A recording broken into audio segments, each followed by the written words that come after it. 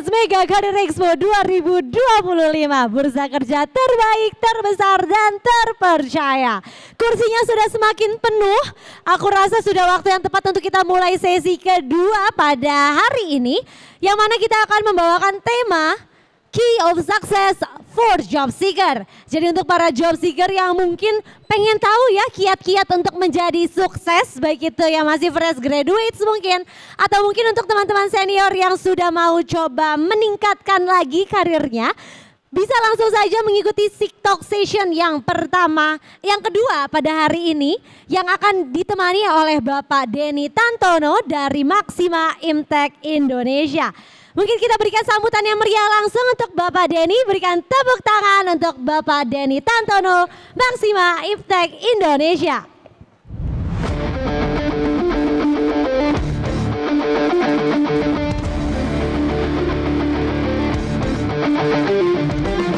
Iya. Hai. Halo.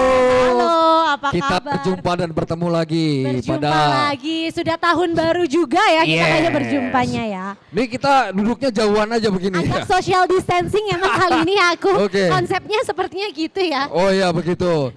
Konsepnya terlalu berjauhan kita ya. Oke, baik. Karena kali ini layarnya besar banget Pak. Oke. Jadinya layarnya dikasih space juga biar teman-teman bisa langsung ngelihat. Siap. Nah, Apa kabar Pak Denny? kabarnya harus tetap semangat dan luar biasa.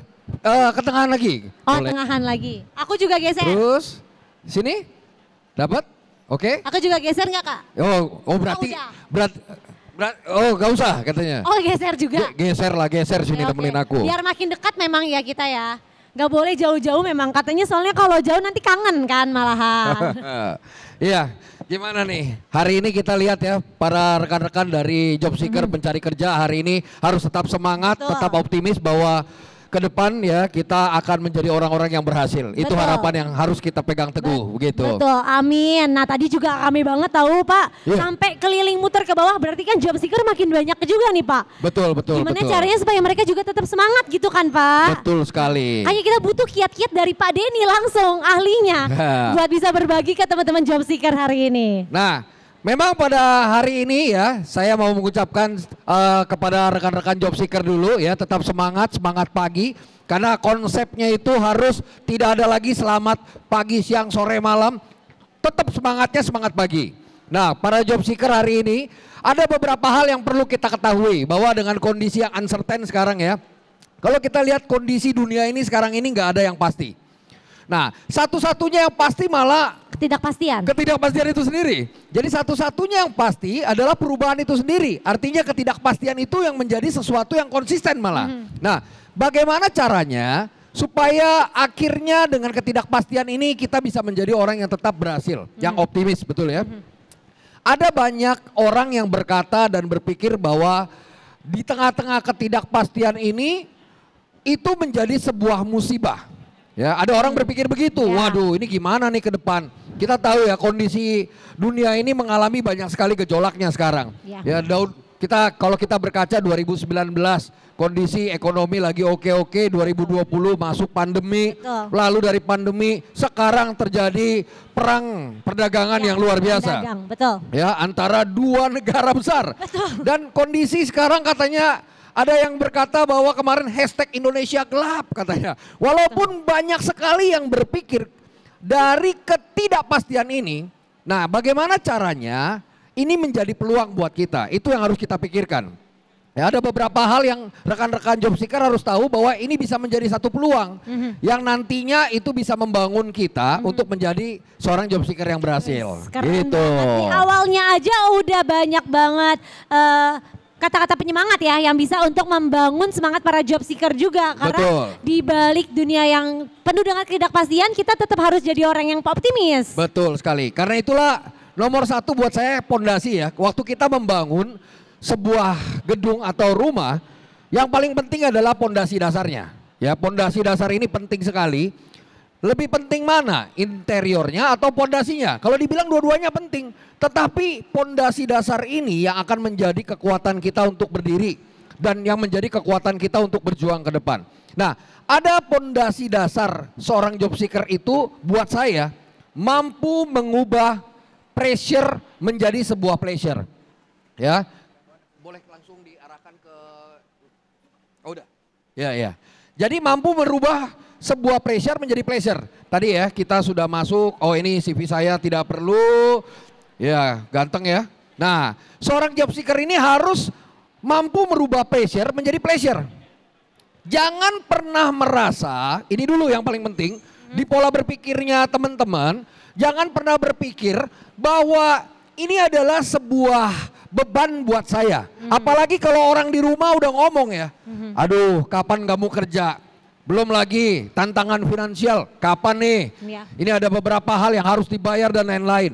Jadi kalau Anda menganggap ini menjadi satu beban, menjadi sebuah pressure buat Anda akan melakukannya jadi seolah-olah nggak nyaman dan nggak enak.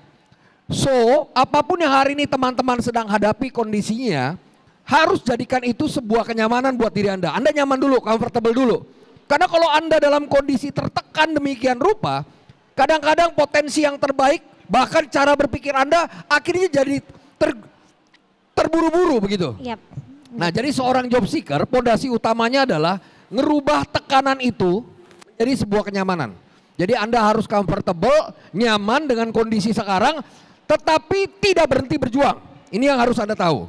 Oke, nah itu dulu tuh pondasi dasarnya. Kalau kita bicara pondasi dasarnya ya, begitu. Nah, saya mau memberikan sebuah gambaran kepada rekan-rekan semua.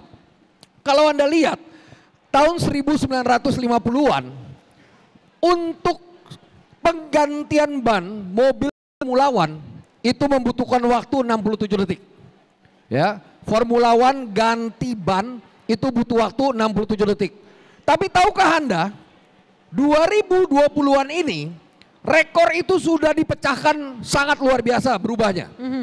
Menjadi 1,80 detik. Di bawah 2 detik, bayangin. Iya ya, cepet banget ya. Dari 67 sampai berubah menjadi tinggal 1,80. Nah, saya mau para job seeker melihat ya video yang satu ini. Mungkin kita perlu geser gak ya supaya mereka bisa lihat dulu, sehingga mungkin teman-teman job seeker bisa lihat. Ini satu video yang saya mau putarkan bahwa ternyata penggantian mobil Formula One dari tahun 1950-an mengalami banyak sekali perubahan. Silakan.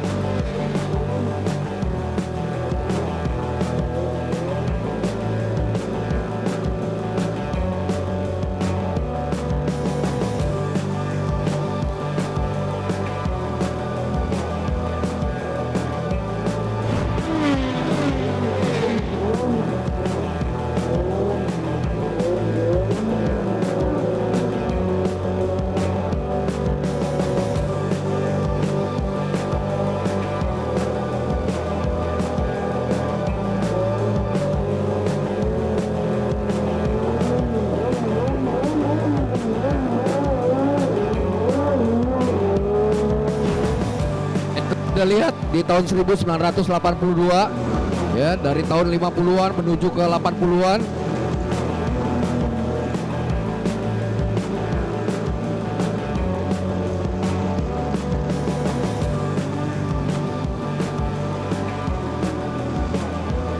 Mungkin para job seeker juga bisa lihat ya. Nanti tolong bantu saya dianalisa. Kira-kira perubahan apa yang terjadi?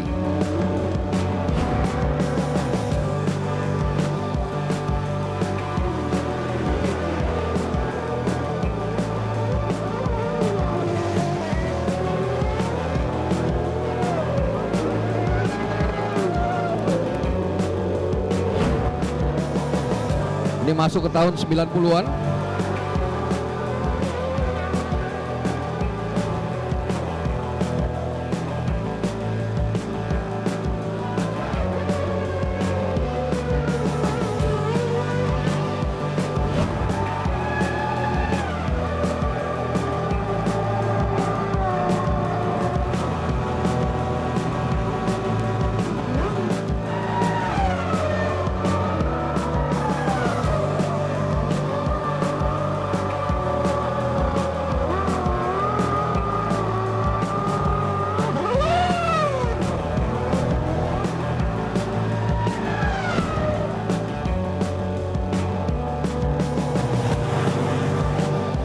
Ini sudah masuk ke tahun 2000-an.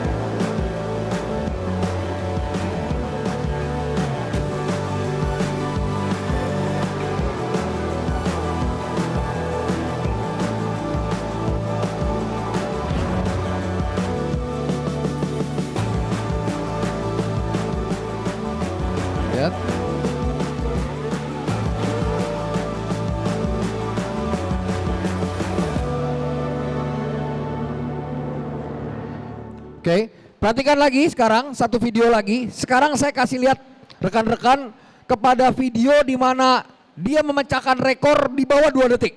Kita lihat video yang satu ini dulu ya. Lihat.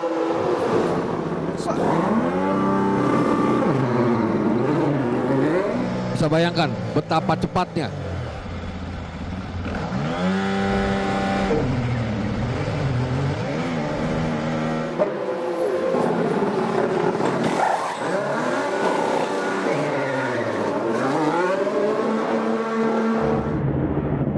Lihat cara penggantian bannya juga mengalami banyak sekali.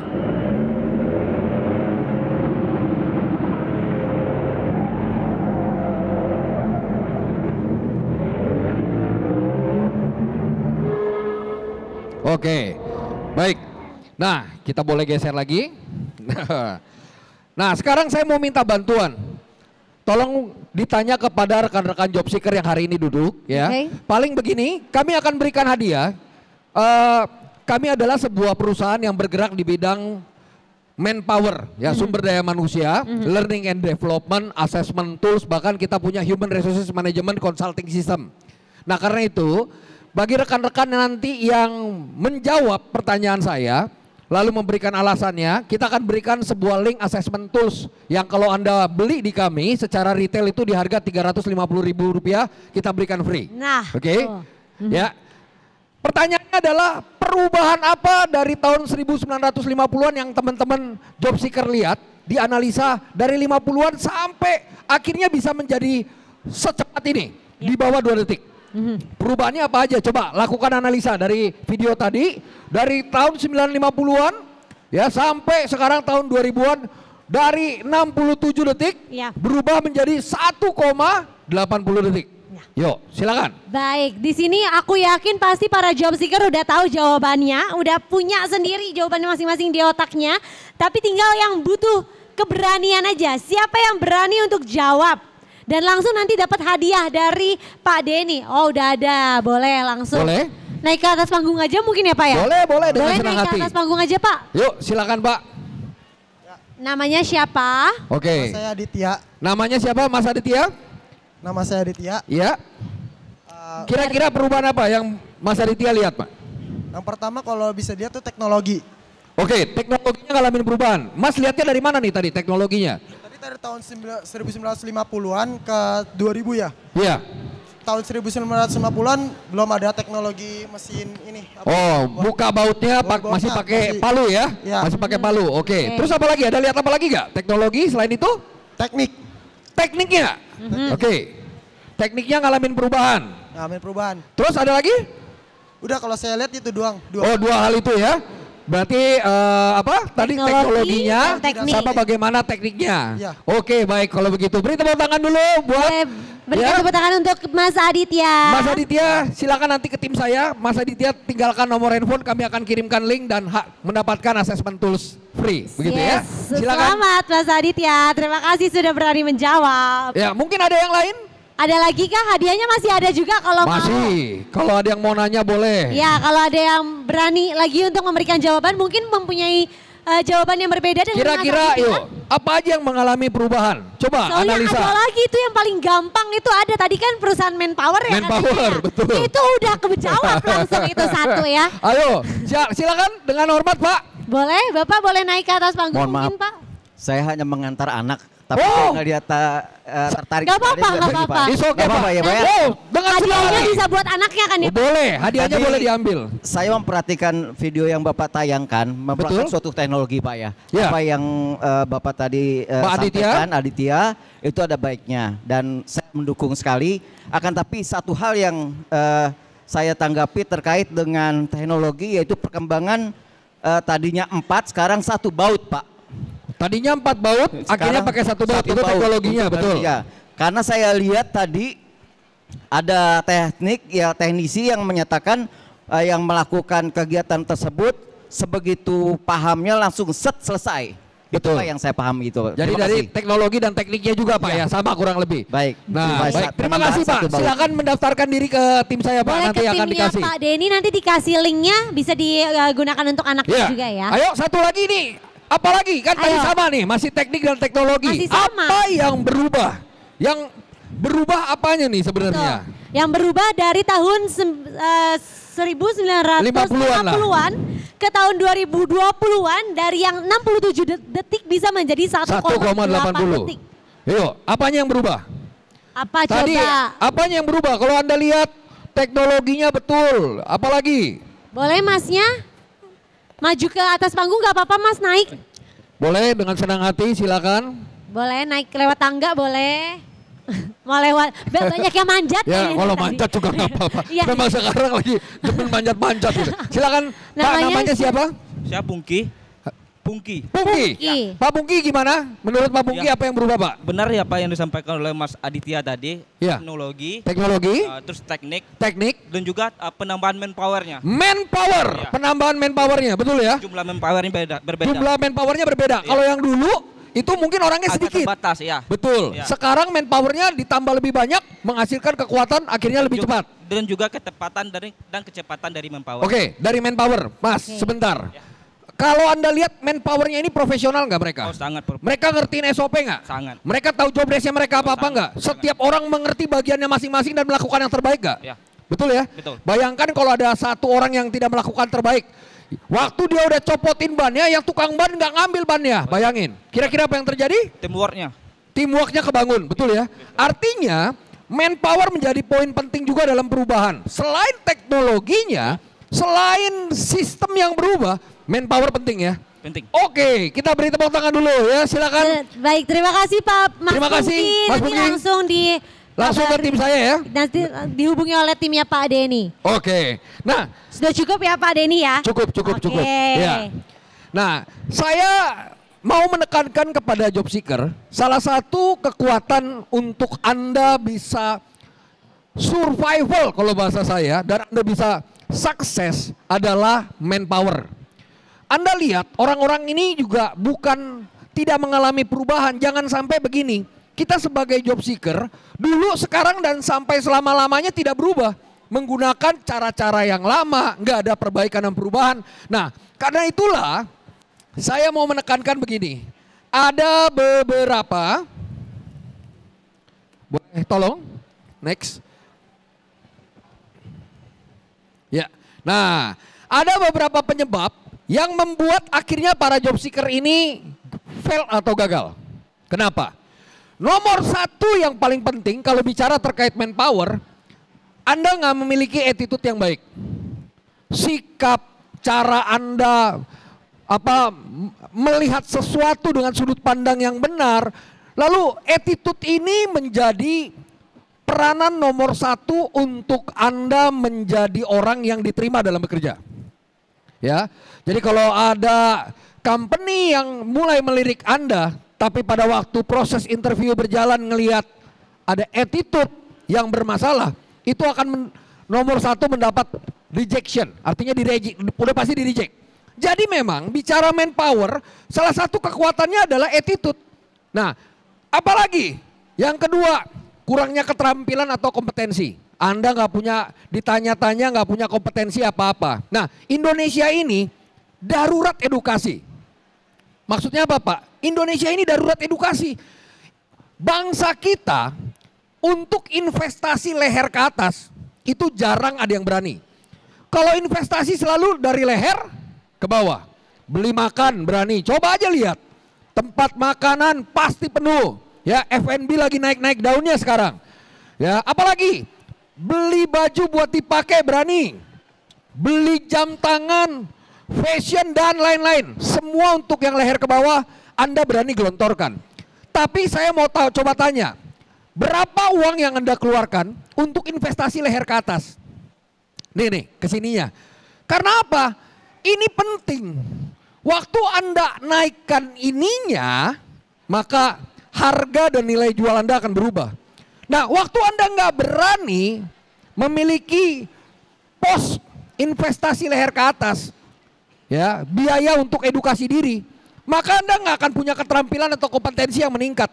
Buat saya salah satu kekuatan penting dari job seeker adalah Anda ikutin pelatihan-pelatihan yang kadang-kadang mungkin pakai biaya sendiri, tapi itu dampak dan efeknya ke depan untuk jangka panjang Anda akan punya keterampilan dan kompetensi yang meningkat. Oke. Lalu yang ketiga, nggak punya networking, nggak ada jaringan. Udah tahu Anda nggak kerja, Anda di rumah searchingnya terus dari sosial media, ya nggak pernah ngikutin pertemuan-pertemuan yang berbau-bau networking, ya nggak akan pernah terbuka jalannya. Nah itu salah satu kekurangan juga. Apalagi Anda lihat, Anda terlalu selektif memilih pekerjaan.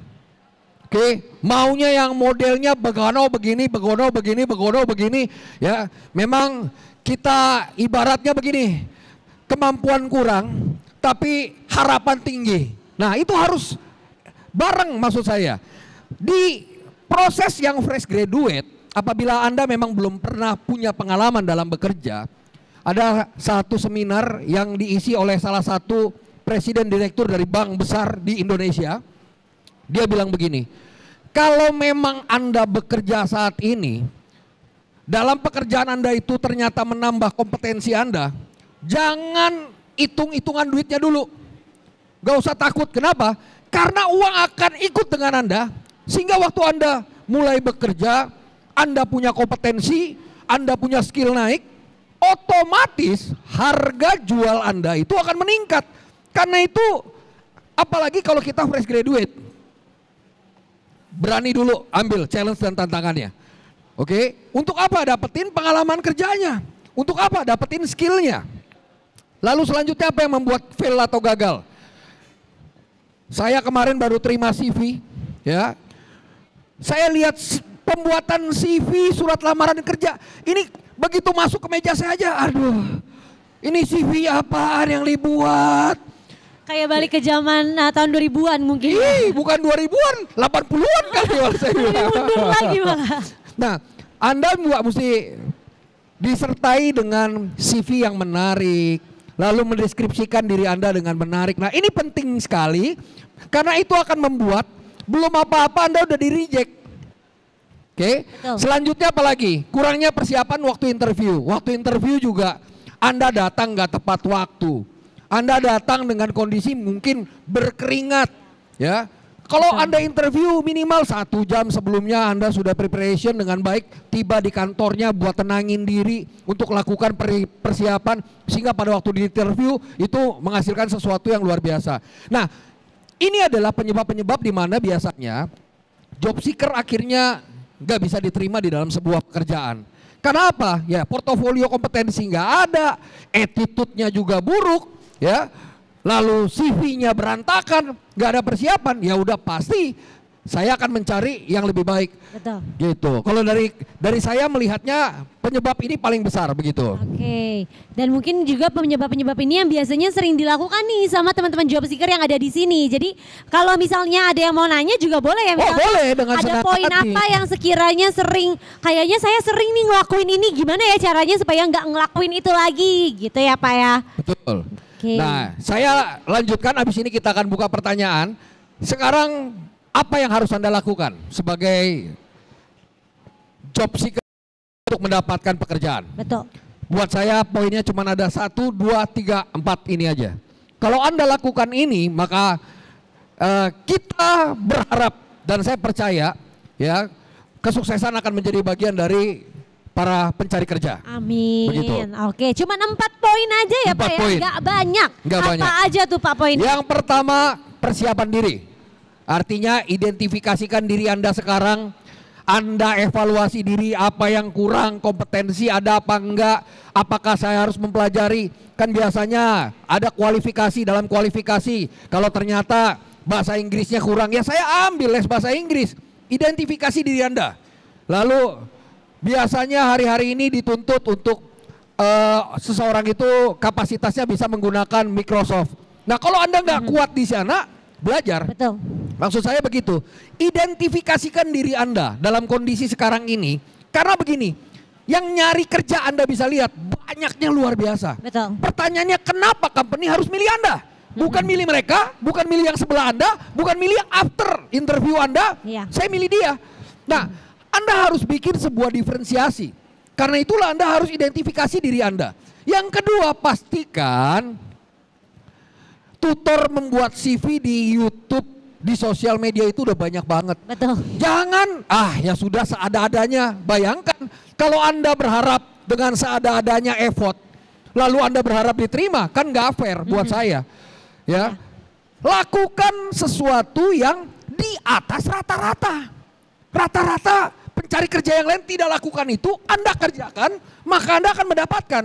Ya. Tapi kalau Anda sama seperti orang lain, ya pertanyaan saya gini, kenapa si company nggak pilih aja orang lain? Betul. Begitu. Betul. Ya. Lalu ketiga, ya dari persiapan diri ini ada poin-poinnya, siapkan portofolio yang menarik. Artinya ada kompetensi, ada skill yang lain yang Anda sudah siapkan. Lalu profil sosial media, ini juga penting sekarang. Sosial media menjadi tolak ukur sekarang sebuah perusahaan akan menerima Anda apa enggak. Dia akan buka sosial media Anda, dia lihat yang Anda lakukan, daily activity-nya apa. Betul. Kalau Anda sering posting sesuatu hal yang negatif dalam ujaran kebencian lah, ya, posting hal-hal yang berbau-bau, ya harusnya pornografi lah, ya sudah pasti itu juga akan mengalami penolakan. Langsung di-reject pasti. Jadi gunakan sosial media kita juga secara cerdas, smart begitu.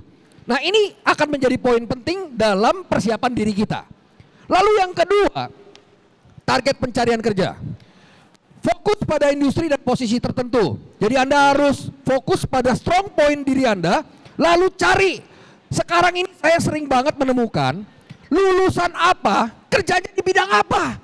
Ya, ada yang lulusan institut teknik, tapi kerja di bank.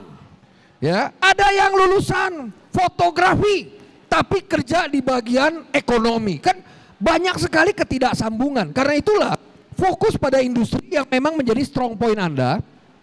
Kedua, kalau Anda sudah membuat list company-company yang mau Anda tuju, Anda harus pastikan riset tentang perusahaannya. Jadi waktu di interview Anda tahu perusahaan ini bergeraknya di bidang apa. Contoh, Anda datang ke tempat ini. Sebenarnya sebelum datang Anda sudah tahu kan, ya, booth-nya ada apa aja. Siapa aja nih yang company akan join di Mega Karya Expo hari ini. Betul ya? Anda cari tahu nggak? Ini company ini bergeraknya di bidang apa? Waktu datang Anda bawa CV atau hanya cuman ya udahlah masukin ke semua booth satu. Jadi nyebar jala gitu ya Pak ya. Siapa tahu saya diterima. Atau Anda mempelajari company A bergerak di bidang ini. Wah, saya tertarik di sini. Atau company B ada mungkin ada dari 50, saya mau ambil 10. 10 ini saya tahu. Jadi ini akan menjadi strong point saya. Nah ini penting sekali. Waktu nanti proses interview berjalan pun ditanya, kamu tahu nggak company kita bergerak di bidang apa? Soalnya saya sebel sekali kalau ada job seeker yang ditanya, kamu mau ngelamar jadi apa? Jawabannya begini, apa aja Pak, yang penting saya diterima. Apaan jawaban begitu? Kamu mau ngapain di sini? Kamu harus punya tujuan dan passion yang kuat di company di mana kamu mau bekerja. Karena itulah riset ini penting. Pertanyaannya rekrutmen itu kita menghubungi rekrutmen itu boleh nggak sih? Boleh-boleh saja kok. Kita lagi mau cari kerja, kalau ada peluang kita ambil, kalau nggak ada peluang kita yang buat peluang. Jadi hubungi rekrutmennya kalau Anda tahu, cari siapa HR yang pegang rekrutmen sistemnya, datengin dia, masukin CV kita, nggak masalah itu. Itu adalah effort yang Anda lakukan. Nah itu nomor 2 ya, target pencarian kerja. Lalu nomor 3-nya apa? Networking atau jaringan.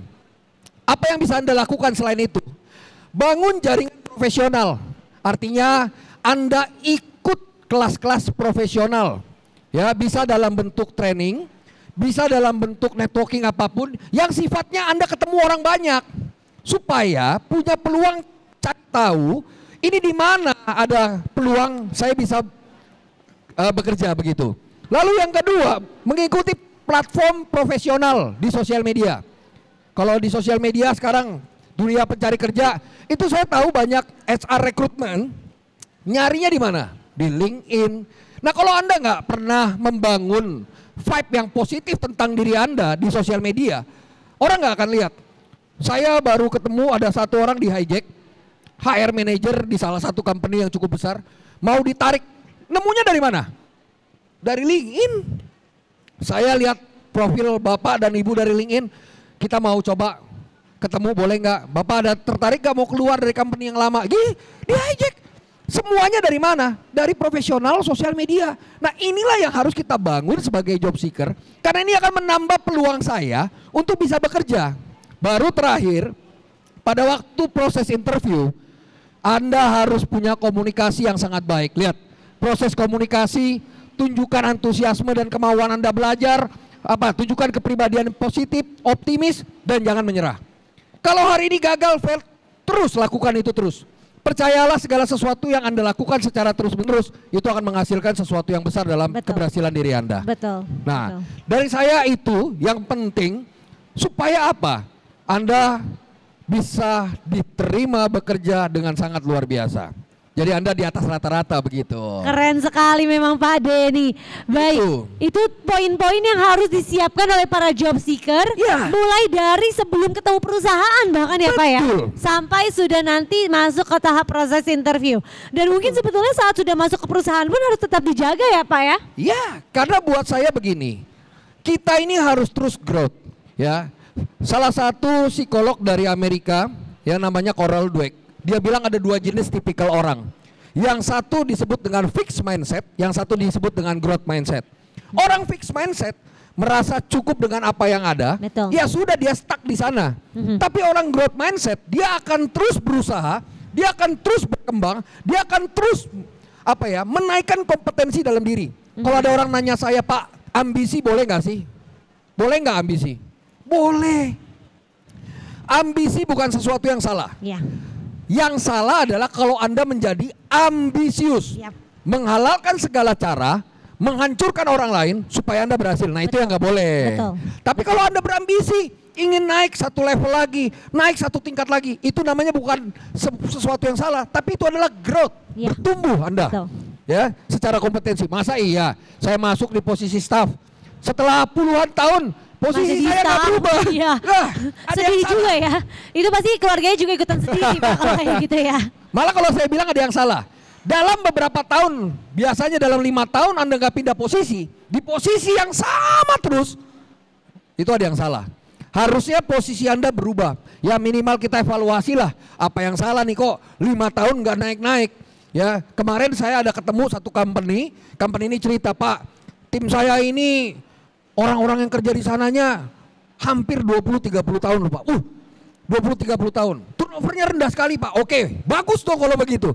Tetapi kalau di posisi yang sama, ini jangan-jangan dia berada di comfort zone nih. Iya. Mau keluar udahlah, udah nyaman di sini. Udah kelamaan, udah enak kerjanya gitu. Betul. Secara finansial udahlah, biarin udah cukup lah. Akhirnya nggak akan ada pertumbuhan lagi. Jadi comfort zone, zona nyaman kita itu akan membunuh kreativitas kita. Membunuh pertumbuhan dalam diri kita. Karena itulah teman-teman job seeker harus berani upsize, upgrade kepada diri kita supaya makin hari makin lebih baik. Sekali lagi, yang nyari kerja itu bukan cuma 100 orang, ribuan bahkan puluhan ribu. Dari antara puluhan ribu itu, pertanyaannya kan begini, why you not they? Bukan mereka, kenapa harus kamu? Nah ini yang harus teman-teman jawab. Kenapa harus saya? Nah waktu Anda berani memaparkan bahwa dari orang-orang yang melamar, Pak, Bapak harus pilih saya. Why? Karena saya punya portofolio, lalu Anda menceritakan tentang diri Anda dengan sangat luar biasa. Trust me, itu rekrutmen pasti, si rekruter itu pasti akan pilih Anda. Karena Anda berbeda dari yang lain. Kalau sama, ya itu pertanyaan saya, kenapa kamu bukan dia? Itu kan yang jadi pertanyaan paling simpel gitu. Betul. Baiklah, mungkin sekarang kita masuk ke sesi tanya jawab atau ada lagi? Enggak. Baik, kita coba ke sesi tanya jawab ya. Soalnya dari tadi kan Pak Denny udah coba memaparkan semuanya dengan lengkap.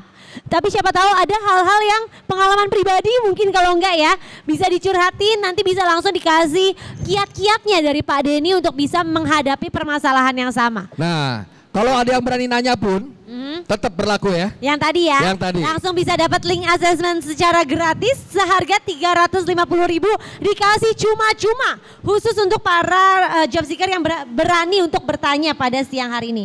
Ada yang mau bertanya? Boleh, jangan takut. Harus berani loh. Oh ya boleh Mas. Saya ingin bertanya gini, itu kan ada banyak tantangan-tantangan dalam proses rekrutmen. Salah satunya ya SR ya menuntut ekspektasi tinggi terhadap si karyawan itu. Terlebih lagi lingkungan kerjanya tidak mendukung untuk menumbuhkan potensi pada si karyawan itu gimana? Oke. Ya, jadinya tadi dibilang ada ekspektasi tinggi dari HR-nya, tapi lingkungannya tidak mendukung untuk si karyawan tersebut bisa upgrade diri gitu. Iya. Oke, seperti itu Pak. Jadi lingkungannya itu tidak mendukung untuk si karyawan untuk bisa upgrade diri, tapi ada ekspektasi tinggi dari pimpinannya mungkin kepada karyawan tersebut. Oke. Jadi Anda sudah, posisinya intinya kalau begitu Anda bekerja udah di dalam satu perusahaan ya. HR-nya nuntut kompetensimu segini, tapi environment-nya, ya ampun nih perusahaan, ampun. Bagaimana saya bisa bertumbuh berkembang, begitu? Ya, betul. Betul begitu Mas? Oke. Ada dua hal yang kita perlu tahu. Yang saya sebut dengan controllable dan uncontrollable. Oke. Controllable adalah sesuatu yang bisa saya kontrol. Uncontrollable adalah sesuatu yang nggak bisa saya kontrol. Oke, kita coba bahas ya. Contoh uncontrollable apa aja? Yang uncontrollable. Situasi controllable atau uncontrollable? Situasi. Controllable atau uncontrollable? Uncontrollable. Uncontrollable. Hujan turun, ya cuaca uncontrollable atau controllable? Uncontrollable. Uncontrollable. Apalagi? Emosi kita uncontrollable atau controllable? Controllable. Controllable. Artinya semua di luar saya adalah uncontrollable. Saya udah hati-hati bawa motor. Saya udah hati-hati bawa mobil. Ditabrak dari belakang. Bisa kita prediksi nggak? Hari apes nggak ada yang tahu katanya. Oke, itu adalah sesuatu yang uncontrollable.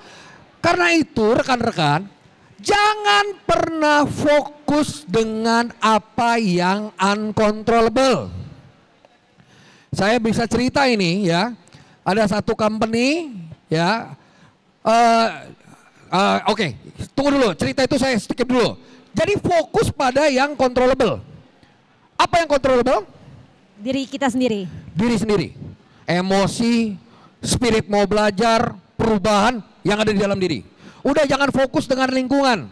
Ya, karena lingkungan tidak akan mempengaruhi kita kalau Anda sekalipun dalam situasi tertekan, kalau Anda mau berusaha tetap bisa. Selalu fokusnya pada apa yang ada di dalam diri Anda. Ya, ilustrasi simpelnya ada satu bapak narkoba punya anak dua. Yang satu anaknya jadi bandar narkoba. Yang satu anaknya jadi pengacara. Waktu ditanya yang bandar narkoba, loh kalau lu jadi bandar narkoba? Ya bapak gua narkoba ya gua jadi bandarnya lah. Bener gak alasan dia? Bener. Tapi yang jadi pengacara ditanya, kenapa lu jadi pengacara? Ya ilah bapak gua masa bandar narkoba, pemakai narkoba gua ikut-ikutan hancur. Enggak, gua mau jadi pengacara. Itu pilihan. Saya ilustrasikan cerita begini. Ada satu perusahaan, ya, itu ada satu rekan saya, dia masuk ke satu perusahaan, waktu itu perusahaan pencari kerja begini nih, masih belum marak lah. Orang lamar kerja biasanya pakai pos kota, koran Kompas, zaman dulu kala. Dia masuk ke sebuah perusahaan yang sebentar lagi udah mau hancur. Kenapa? Udah mau di shutdown karena nggak ada keuntungan. Waktu dia mau masuk, orang-orang pada bilang, ngapain lu masuk ke perusahaan kayak begini? Ini udah mau hancur. Tapi dia melihat dengan cara yang berbeda. Enggak. Aku bisa ngerubah. Akhirnya dia masuk, dia dealing dengan manajemen, kasih dia waktu. Tahu apa yang terjadi? Perusahaannya berubah menjadi satu big company sekarang, perusahaan yang besar.